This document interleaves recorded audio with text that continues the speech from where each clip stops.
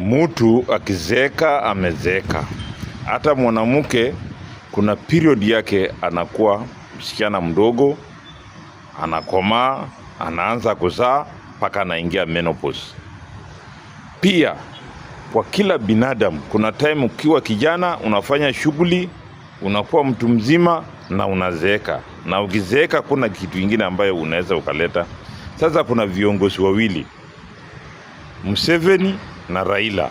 Hawa watu bado wanang'ang'ania tu uongozi, ati hao wanataka kuleta mabadiliko.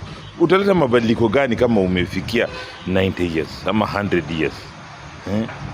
Sasa hawa watu ndio wamefanya siasa peke yake ndio kitu ambayo mtu hataki kwenda retire. Anakwamilia pale mpaka huwa anataka atolewe kwa nguvu. Hata kama uko na penyenyo ya kukula, si achia wengine pia wakule. Si kuna vijana wadogo pia naye mwachini hawa nafasi.